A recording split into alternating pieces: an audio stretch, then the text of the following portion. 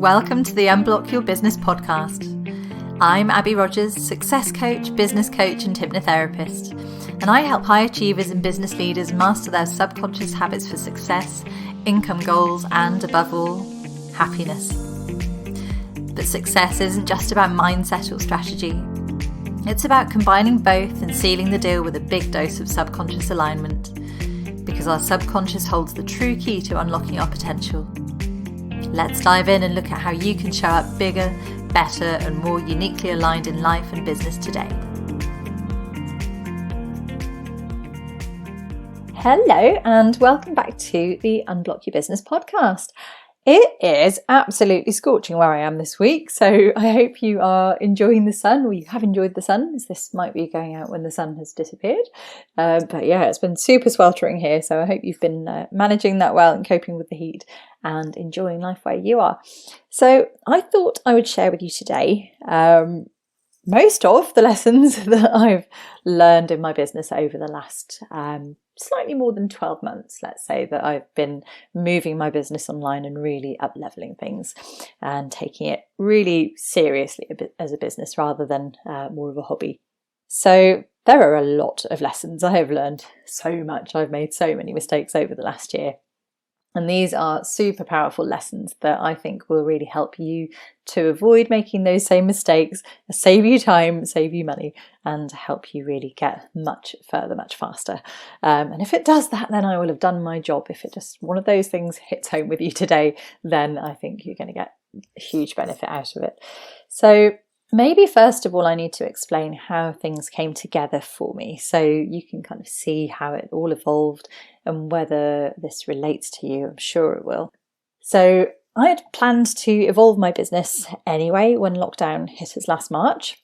I was mulling over creating some online courses. At the time, I was also doing a lot of work around weight management. So things like eating habits and working with people on creating a good relationship with food, banning the diet, that kind of thing. And I was doing that alongside a friend who was a nutritionist. And we had a bit of a plan to launch this fantastic course together to really help people move to a much healthier place in their relationship with food. I had some other ideas of my own too, and I was really excited about getting them out there. And then, boom, all of a sudden, lockdown hit, and it just didn't seem such a great time to be launching, and we both got swept up in the mad kind of juggling act of childcare and trying to work, and we decided to pare things back and go much lower key and put much lower end offers out there, and actually a completely free group in the end. And eventually it all just kind of fizzled out, really. It didn't quite come together at the right time. So motivated by that, I decided that I really enjoyed that process of working with a group of people and helping them. So I set up my own Facebook group to just basically do weekly relaxation sessions, helping stressed out people cope with COVID, and then kind of randomly decided to have a go at doing a 5-day challenge, which I called 5 Days to Feeling Calmer. And I had absolutely no idea what I was doing at that point. I was kind of doing it just because it felt good and just because it was fun. So no idea what I was doing or why, which is probably the first big mistake. So I still managed to get something like 20 people in that first round of the challenge. I was pleased with that. And then I ran it 2 more times. So had a few people in the group each time. And people that really engaged in the group absolutely loved it. But I think for the first couple of rounds, I didn't even have anything to sell at the end of it. It was just purely a passion project. And I gave away a free relaxation track and maybe tried to get people to join my mailing list, but that was about it. At that point, I had no idea who my ideal client was. It was just for anyone and everyone that was feeling a bit stressed and needed some help feeling calmer. And I loved doing it. And it was brilliant seeing the participants who really engaged, getting so much out of it. But lots of them just tailed off and I never heard from them ever again. A couple of them are still with me now in various forms, which is amazing. But yeah, I just really didn't know what I was doing. So by the 3rd round, I was getting really swept up in the momentum of this, and I decided I could make it something much bigger and decided I wanted to create a membership because I just knew that I could do so much more for people. And I thought, wow, I can really help change people's lives for a much lower investment than working with them one-to-one. So I was really excited about that idea and planned a launch date for the membership just 2 weeks ahead, which looking back on that now is fairly insane. But I did. I planned it for a fortnight's time, signed up to a membership portal, took a deep breath and just decided to start parting with the £70 a month or so that they were asking for this membership portal. Because there's that whole thing around, if you just put the money out there, start spending it, then it will come back to you. I would caveat that with only if you have a plan to make the money back, a proper plan to make the money back. So I ran my challenge again and talked about the membership in one of the Facebook networking groups I was in. And I think that is about all I did in terms of promotion. So very, very low key, although I thought to me at the time that felt quite good. It felt like I was getting my stuff out there. And I ran a little competition in my group, my Facebook group, which was a group of maybe 100, 120 people by that point. And I hoped that by running that competition, it would get shared far and wide. It didn't. Sadly, I only had one entrant and they got free membership of my new membership for 6 months. So when I launched my membership, it didn't go spectacularly well. I had a couple of people from the challenge sign up. I had one wonderful lady from the networking group who clearly saw great things ahead and could see where I was going, even though I couldn't. And I think I had 3 ex-clients sign up as well. And I gave free spaces to my mum and my best friend, as you do. So I think I launched to something like a total of 6 paying subscribers, which was just enough to cover that monthly fee for the portal and not a lot else. So a lot of hard work for not very much reward. But I was really determined and I wanted it to grow. So I kept showing up, kept recording weekly training sessions for the members, which a few of them watched diligently, bless them, and mentioned it occasionally to my very limited audience at that stage. And probably a couple of months in, I just started to get really pretty fed up with not seeing it grow. And I was thinking, why is it not growing? I'm putting out this wonderful thing. I haven't expected it to be this hard. What's wrong with my membership? Why are people not signing up to this? Can they not see how amazing this could be for their lives? Can they not see the difference it would make? And the members were getting incredible results. They were getting massive improvements in their confidence. But it felt like the outside world just couldn't see that. Though I knew that there were so many people out there that needed this. So it was just so frustrating. But I am very determined. My husband says stubborn.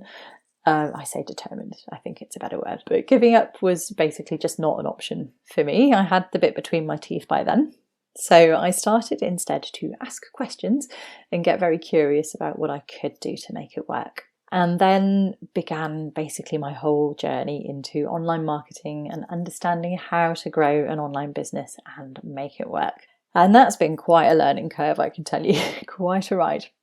So along the way, I decided to move my one-to-one clients online also and transition into high ticket coaching too, because basically I recognised that would really help me to build a business that was much less dependent on hours of my time every week. And it would allow me to provide a really high touch quality service for those clients I was seeing. In my old model, I would have needed to spend 10, 15 hours per week, every week on client sessions to even hit my first income goal of having enough to pay my share of the bills for our house.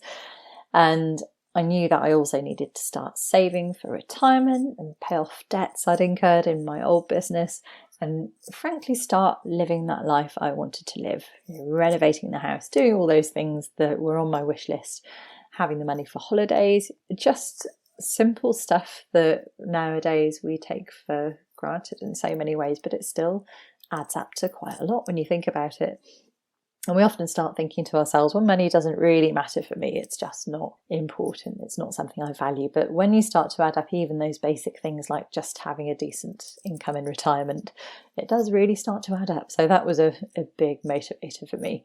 So anyway, over the last 12 months, I have transitioned that little high street hypnotherapy business into an online coaching business with a fantastic membership for entrepreneurs who need mindset and strategic support to grow their businesses. and I am fully booked now with one-to-one clients I love working with. When I say fully booked now, that means 5 one-to-one clients at any time, and that is seeing people 3 weeks in every 4. So I'm by no means spending all my time seeing people. Well, I love seeing people, but I would much rather have a business model that's not entirely based on that, because it just feels a lot safer. So here are the mistakes I made in those early stages, and how to avoid them. Here are the big lessons I learned. So the first thing was doing things without a real why. When I launched those challenges in the membership, I really definitely had a why in terms of wanting to help people and wanting to build my business and make some income online. But I didn't have a why in terms of doing things that strategically aligned with the future business I wanted to create. I didn't have even a plan for that future business and what that might look like. And I had no long-term plan or idea of what kind of business model might best suit me going forward. I was just literally plucking things out of thin air, trying random things and winging it. Great for learning, great for challenging yourself, really fun to experiment, but not so good for actually getting results. So that was big lesson number 1. Not having a clue was my second big mistake. So I really didn't know what I was doing with a membership, in terms of I had done no research, didn't know what other models existed, just kind of heard about it and thought that sounded fun, and had an idea of what I could cover content-wise in those first 6 months. And that was, again, great for experimenting, but I now think I overloaded my poor audience with content, spent a lot of time on things that weren't actually going to help the membership grow, and really just started to run out of steam a few months in, when I was kind of thinking, oh, what do I talk about now? I had my first few months planned out, but don't know where this is going now. Third thing was not having an ideal client, which was, in hindsight, a massive part of the problem. So for the content in the membership, creating really generic content that appeals to everybody is really, really hard to do in the longer term. And actually, you can never appeal to everyone, no matter how hard you try. And it was the same with my marketing as well. So not having an ideal client, or at least a target market in mind, meant I really struggled to know what to talk about and where to get my message seen and heard. And I struggled to attract people who would be willing to pay, even for a low-cost offering, because my messaging just didn't specifically appeal to anyone. It just didn't grab them. And I think until people can really see that something is specifically for them and you really get them, they don't emotionally connect with it, no matter how great we know it is. We struggle to put it out there to them and get them to engage. So getting clear on who I was for and how I could help them was such a complete game changer for me in terms of my marketing, and then everything just flowed so much more easily after that. Ideal client we often think of as things like where they live, how old they are, what gender they are, those kinds of things, and maybe where they do their shopping and that sort of stuff. But there is far more to it than that, and it really is connecting with them on that emotional level that makes all the difference. Fourth thing was not having an audience. Oops, massive rookie mistake there. So I was in a local networking group for mums in business and a couple of other groups, and I could see that lots of them were struggling with the exact problems that I was solving in my membership. So I thought that they would be biting my hand off to have me help them sort out their anxiety and their confidence issues. But in the end, actually, only one of them signed up for my membership. As I say, lady with incredible insight, obviously. And that goes back to the ideal client thing again. But what I also didn't realise is that you need a decent sized audience to put that message out there to. Yes, people do buy based on know, like and trust. So great being in a networking group and being able to share in there with people you know, fantastic. But it's only when they're ready, and it's only if your service or product specifically serves their most urgent needs, that they are going to bite your hand off. Not just because they know you and you've got something that you think is really cool. And that means that very often, unless you've got a really well-nurtured or nice warm audience who really are tuned into your messaging, you'll only ever see a very low percentage of your offers convert into sales. So yes, I could help them Yes, they would have benefited from it tremendously, but I didn't do a good enough job of explaining it. I didn't connect with them. They weren't my audience anyway, and they weren't looking for help. And those things are so, so crucial. So having the right audience and having that audience ready to buy from you, we call it nurturing, but basically getting your message out there in a way that they can connect with it and really start to see that your products and services are the right thing for them. Again, so crucial. The fifth thing was not sharing my stuff enough. I posted my offer a few times in that networking group, and a couple of times I emailed my list as well. And then I got into that mindset of thinking, well, I better not do it again for fear of upsetting them all and making them unsubscribe, which was a massive mistake. And I think it's something that many of us do. We are very conscious of not offending people and losing that kind of social status. And we just worry so much about being constantly in people's faces. But the thing is, most people haven't even seen your first post. They probably haven't even seen your second or your third post, or they haven't really paid attention to it. And this is one of the biggest things I come across with my clients, is you have to put posts out so many times for all the different people in your audience who might potentially buy to see them and be engaged with them. And my clients are often really, really scared of putting their message out there. But guess what? The more they work on their confidence and the more they do it, the more comfortable they get with talking about their products and services frequently, the more sales they make. Hey, winner. So it really is something that you have to find a way to get comfortable with, because it does make a tremendous difference. There are people that will buy at different stages of your offer process as well. So there are people who will buy immediately as soon as you open the cart or the door, and there are people that will buy in the middle and people that leave it right to the last minute. So you have to keep going all the way through, otherwise you just lose a huge amount of potential sales.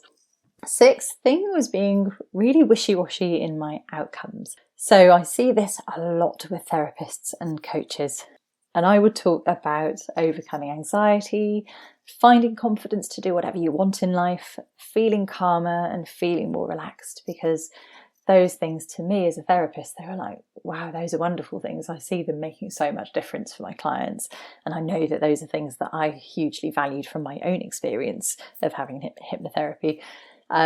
The problem was they didn't really mean much to other people, especially people who were struggling and really needed my help. So going way deeper again in that marketing messaging and really diving down into what was going to connect with them and understanding how to communicate what I was offering was for me a huge turning point.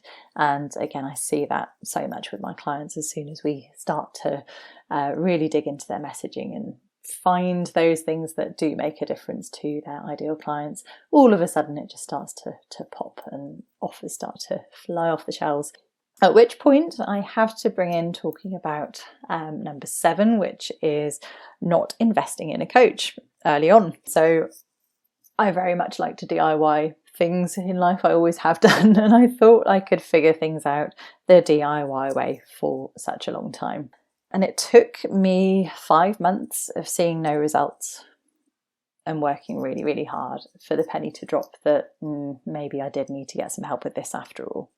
And it's so true that you don't know what you don't know, basically. So working with somebody who taught me the basics of just how to break down your messaging and how to build a marketing strategy was really eye-opening. And I think if I hadn't done that and had just continued to try to build a business from free downloads and free webinars and Facebook Lives, then I would still be in exactly the same place now, almost a year on. Sometimes you just need to invest in one person who's been there before and get the full depth of their experience and knowledge rather than trying to pick it up from several different places. Makes such a difference. The next thing, number 8, expecting it all to happen yesterday. This is such a big one because I think there is a huge expectation in the online entrepreneurial space that you will just be able to get out there and instantly start getting clients. And there's a lot of messaging around there, lots of BS, lots of sparkly BS about getting clients overnight. So even having invested in coaching, I didn't immediately start to get clients. That's not to say the coaching wasn't any good. It's to say that it takes time to get results. And I think that's something we need to be more honest about. It's really rare for overnight success to happen. So what it did do was it gave me the building blocks to go away and to keep trying and tweaking and refining what I was putting out there, with a structure around it and with the reassurance that if I kept connecting with my audience in the longer term, then it would pay off. And eventually it did. Hooray! But time really is one of the biggest factors in building a business, and that message just isn't out there nowadays, and that troubles me because so many people are just stressing themselves out when they've not got clients within a few months, and it can really take a while, especially if it's a deep personal service that you're offering. So you do need to have mental resilience to just persevere and just keep trying and keep tweaking and refining. And the people who persevere are the ones who succeed. Number 9, getting carried away rather than slowing it down and being strategic. This is a big trait of mine. So I just rushed straight in there with my membership, from idea to up and running within about a fortnight. No plan, no strategy, no marketing campaign. As I say, I didn't even have a clue that by doing things properly and focusing on building and nurturing that audience first, I would have a much more successful launch. Sometimes it really is beneficial just to slow down, just to think things through and make a proper plan, and not something, as I say, that comes naturally for me. So that's something I've really learned, and it's made a huge difference as I've started to do that in my business. Number 10 was doing too much for the membership and not charging enough. I put a lot of time and effort into my membership when it was first launched, and that's because I loved it and I thought this was going to be the thing. And I still put loads of effort in now, don't get me wrong, but you actually do need to do way less than you think. And that goes for online courses and programs too. So we often feel this need to give, or keep discounting to make our services worth it to whoever's buying them.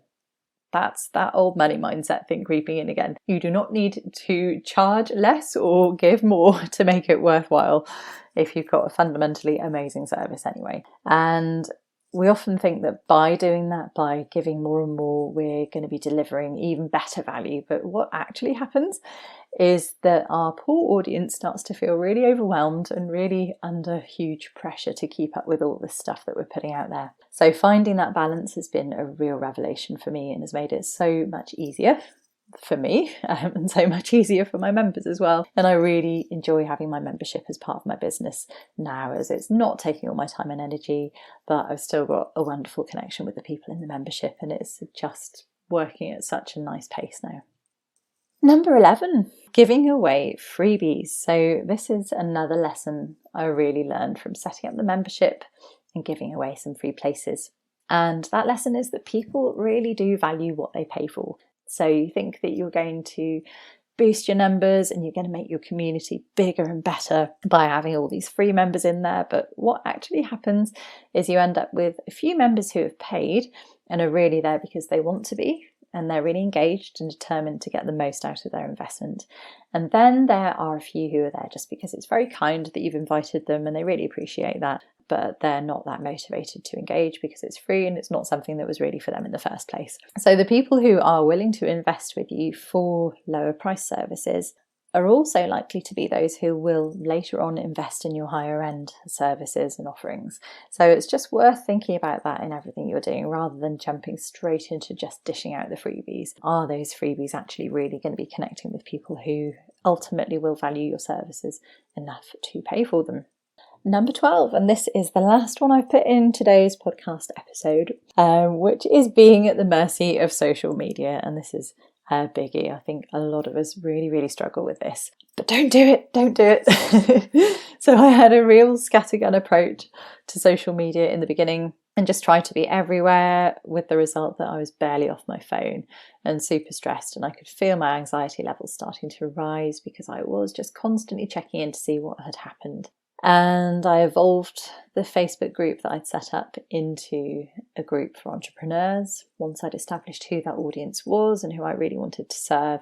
But I really ended up making a rod for my own back through that Facebook group, not through anybody's expectations other than my own. Basically, I convinced myself that I had to be there and posting all the time to connect with my audience, and I had to be this constant presence in the group to make it worthwhile and to make them want to connect with me. Then earlier this year, I had a real breakthrough moment where I realised that there were much smarter ways of marketing, and there were things out there that would align much more with who I am and where my energy works best, like this wonderful podcast. So happy days, here I am. My Facebook group still exists and it's great, but it's now much more about community and networking rather than just about me showing up in the group all the time and writing long form posts that I've laboured over for hours that nobody reads, So I still in the group provide plenty of tips and little insights and things that help people to connect with each other, but I've made it so much easier for myself. And the funny thing is that as I've done that and just posted longer things when I've really felt inspired to do so, my engagement has really gone up since I've done that. So as always, it's about really leaning into your energy and working smarter, not harder, and finding the things that work for you and finding one or two things that you can really give your full commitment to rather than just feeling you've got to be everywhere. And that has really become a huge, well, it's been a huge lesson for me, and it's become a massive part of my own business and the work I do with clients now as well. So I'm helping them do the same, because I don't want to spend my life attached to my phone, and I don't think most people do either. I want to live and experience my life, and I'm sure you can get on board with that too. So that is my list of lessons for today. I thought we'll keep it to 12 because that's plenty for one episode. There are many more I could share, I'm sure, and I'll be bringing you some of those and digging into some of the ones I've talked about today in a bit more detail down the line in future episodes. But for now, if anything there has resonated with you and you'd like a little bit more support, then firstly, feel free to email me anytime, or just pop over into the free Facebook group that I mentioned, which is called Unblock Your Business. And as I say, there's a great community in there, and I'm there. So if you want to ask a question, comment on anything you've heard in the podcast, or just, share things in your business that you need some help on, then just, feel free to join us, pop out a question, and I or the other group members will come back and give you some help to move forward. So that's it from me this week. I hope that was helpful. Let me know what was, and I shall see you soon. Have a great week. Thanks for listening. I really hope you've enjoyed today's episode. If you have, it would be incredible if you could pop a review on iTunes, Google, Spotify, or your favourite podcast platform. And if you want to dive deeper, you can find me in my Facebook group Unblock Your Business or at www.unblockyourbusiness.com.